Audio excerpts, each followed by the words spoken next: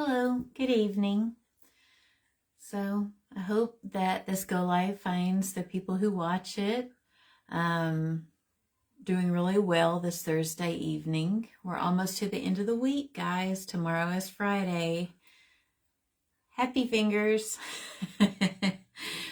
So tonight we are going to talk about the Chariot, which is the 7th card in the Major Arcana.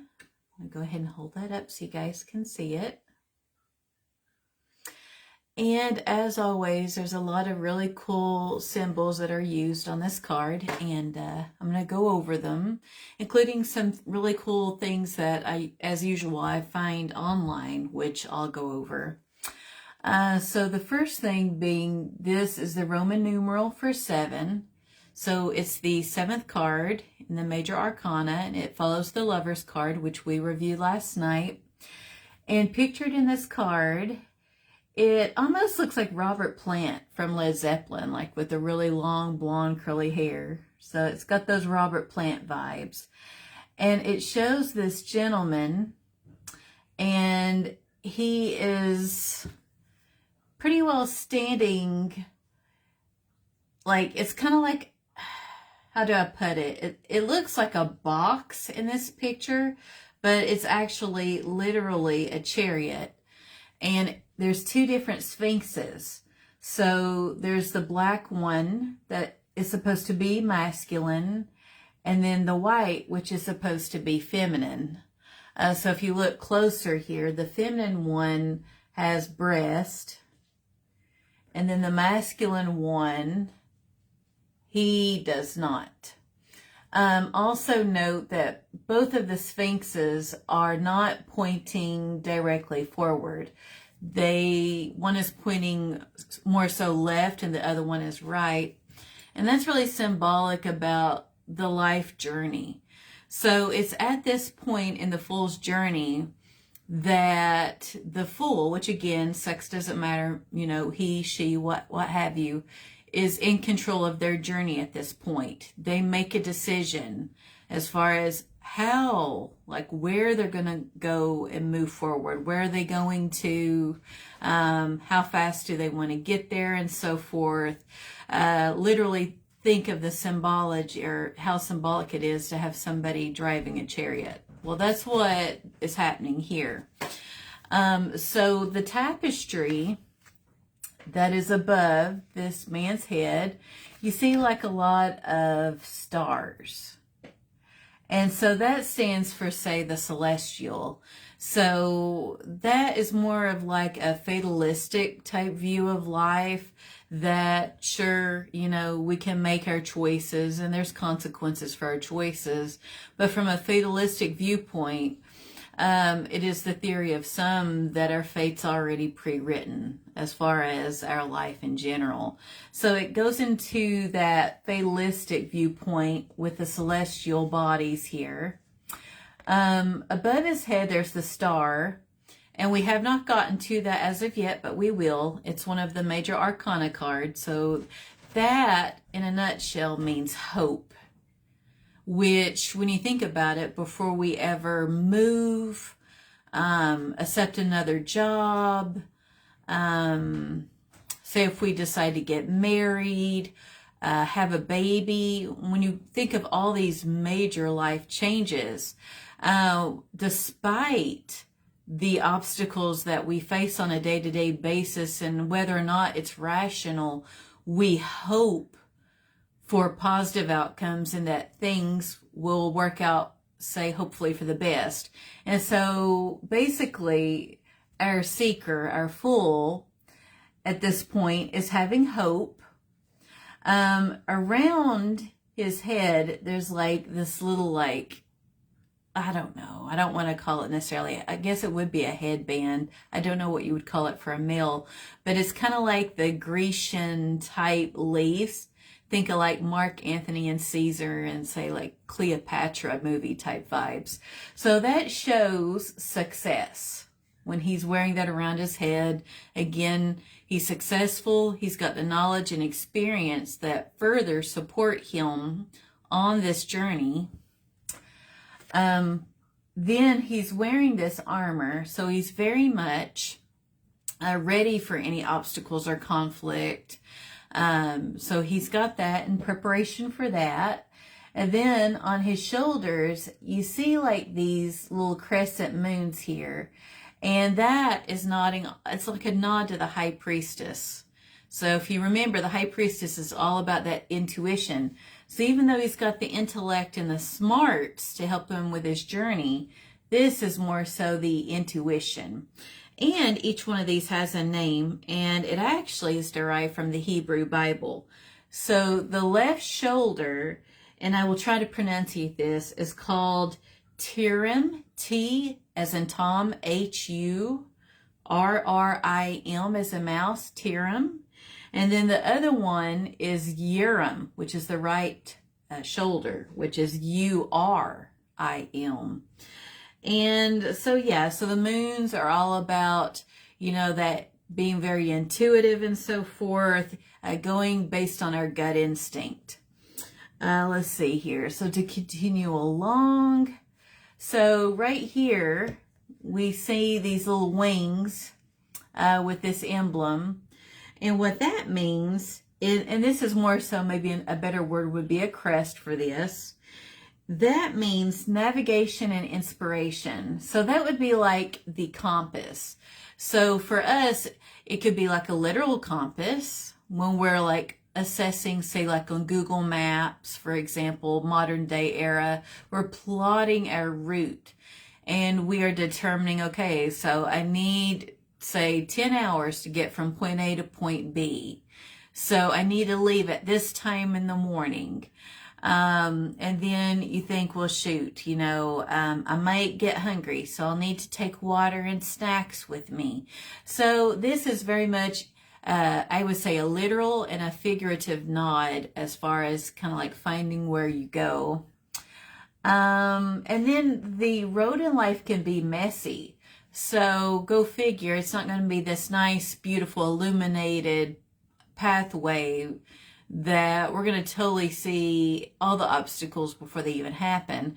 It just goes to show that the path that we move along in life is a very messy one, and we just have to do our best to adapt. Let's see here. And then he's also holding the scepter, and like in a lot of other cards, that means authority, and that he's got some power and control. Let's see here. So we're no longer at this point like at zero, like the fool that we started out as, being very naive and inexperienced. At this point, by the time we get to the seventh card, this figure has the experience and the knowledge and the intuition, and has knowledge of the different suits of tarot, and so he is very much prepared to make this journey and keep evolving. So far changed as a person because of his journey. And so behind him, there's some water, which reflects some emotion in tarot, but he's not really all about that. So his chariot is far from the water. So being it's on land, you need to think pentacles. So very objective, you know, tangible thinking. That is where our seeker is. And he's about to leave this town behind him and trudge forward. He's looking directly at us to go into, say, the unknown. Just like he started, but he's stronger than what he was when he started. And the sky around him is yellow. And then the ground underneath him is yellow as well. So we're thinking about illumination, clarity. That's where our seeker is. So, you know, very much self-direction, personal accountability. He's got freedom, self-control, discipline. These are descriptors of where he is coming from. So it is known as the card of 2023 from like looking at it from a numerological, that's a mouthful, perspective. You add together 2 + 2 + 3 to get 7. So the seventh card in the major arcana is this. So this would be the energy, Like what we're talking about would be the overall energy of 2023. Now, another way, another added layer of complexity to put onto this is when you think of the number 7. So 1 plus 6 gives you 7, okay? So here, which we'll talk about this another time, would be the tower, which is the number 16. But if you take the number 16 and go 1 plus 6, you get 7.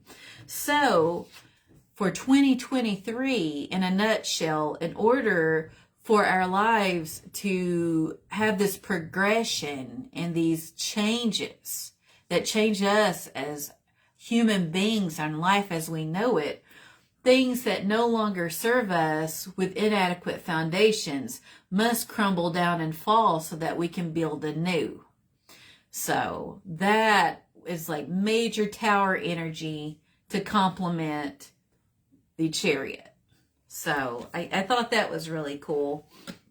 And then, of course, I'll go over cards from other decks. So here we have a crow, and he is flying forward. And there is a crescent moon. So that stands for intuition. And then this headdress or headband stands for success. There are some clouds around him, so a little bit of uncertainty. Again, his path is not fully illuminated. And in the background of, well, let's see, there's a little bit of lightning coming from the clouds, and it's a mountainous region in the background. So again, this is not going to be an easy thing, but this crow decides to persevere and continue forward on the journey. He's knowledgeable, stronger, wiser. He knows to use his intuition. He's got a skill set that he did not have when he very first started the journey. And then in this card, it's kind of got like a bit of a Western feel. So here we've got our horses. Instead of the Sphinx, we've got horses.